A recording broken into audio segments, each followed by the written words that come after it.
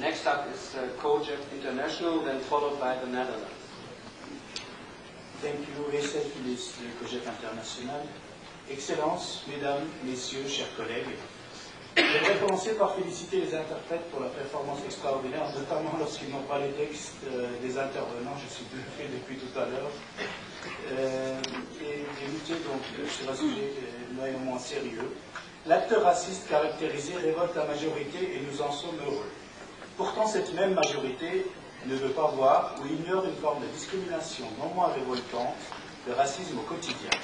Ces quelques lignes que vous pouvez retrouver dans la brochure de présentation de l'ICRA en France nous interpellent sur un vécu qui s'est inévitablement transformé d'année en année en actes de violence et de haine vis-à-vis des immigrants, des minorités, des groupes ethniques ou confessionnels non majoritaires dans un certain nombre de pays en Europe.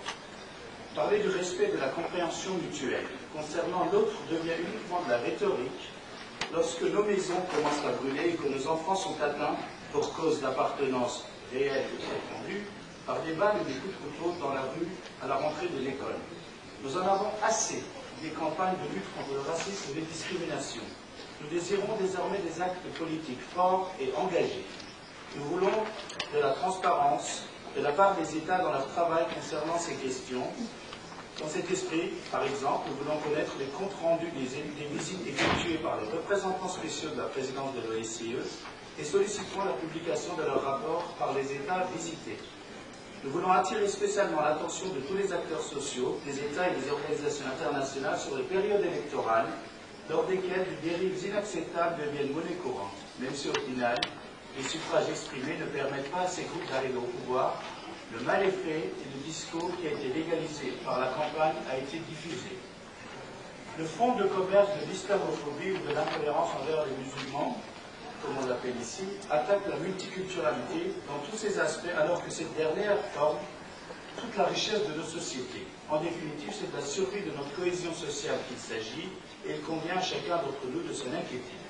C'est dans ce cadre-là que nous recommandons à l'ODIHR d'entreprendre et de guider en collaboration, notamment avec l'ECRI et le FRA, un travail de définition juridique afin de donner un nom plus adéquat qu'islamophobie pour caractériser les actes anti-islam et anti-musulmans afin de clarifier la lutte contre ce phénomène. Par ailleurs, nous avons été les témoins directs des apports des formations données par l'ODIHR concernant notamment les discours et les actes haineux, et espérons fortement que ces mêmes formations puissent être faites en français et en allemand pour les ONG provenant de pays germanophones et francophones. De plus, l'ODIHR doit continuer ses formations, ses programmes de formation et d'information sur les crimes de la haine à destination des forces de l'ordre. Pour conclure, nous invitons chacun d'entre vous à consulter le livre blanc sur le dialogue interculturel préparé et édité par le Conseil de l'Europe, qui est une formidable feuille de route pour une société forte, inclusive et cohérente. Pour finir, un dernier mot sur l'ILCOS, l'initiative musulmane sur la cohésion sociale européenne, qui est un projet lancé avec la Commission, l'Union européenne, le Conseil de l'Europe et l'OCI pour qu'on puisse justement arriver à créer une contribution et une structure permanente pour les relations entre les musulmans et les sociétés dans lesquelles ils vivent. Je vous remercie.